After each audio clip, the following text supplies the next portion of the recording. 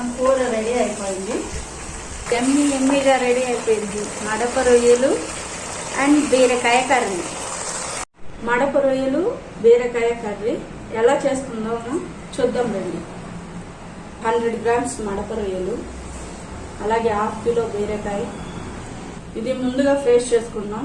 అల్లం, తెల్లగడ్డ, ధనియాలు, ఎండుమిరపకాయలు పేస్ట్.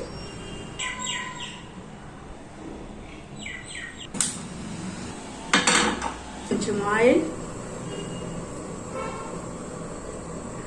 కొద్దిగా ఆవాలు, ఒక ఆనియన్, చిన్న టమాటాలు 3.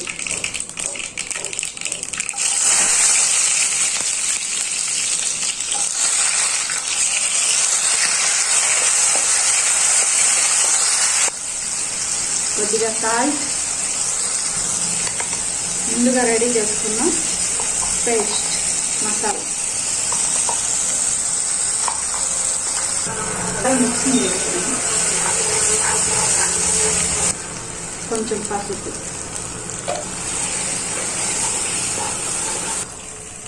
ముందుగా క్లీన్ చేసి పెట్టుకున్న రొయ్యలు వేసేసుకున్నాం.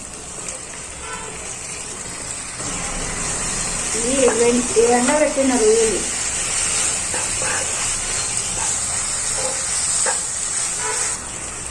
అలాగే ముందు కట్ చేసి పెట్టుకున్న బీరకాయ,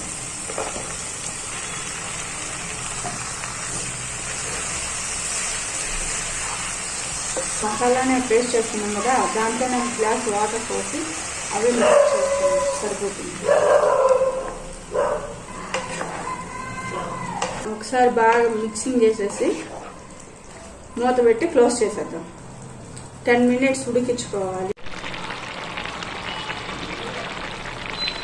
ఇప్పుడు మన కర్రీ ఎలా ఉందో ఒకసారి చూద్దాము. మన కర్రీ బాగా రెడీ అయిపోయింది. ఒకసారి కొత్తిమీర వేసుకొని 10 మినిట్స్ హై ఫ్లేమ్లోనే ఉంచుకొని ఉడికించుకోవాలి. ఇప్పుడు మన కూర రెడీ అయిపోయింది.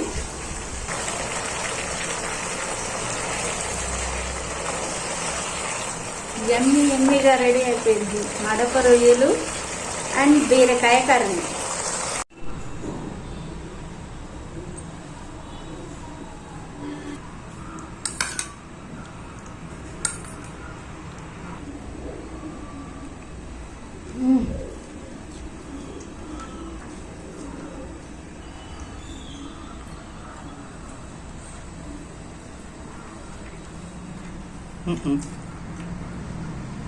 బాగుంది.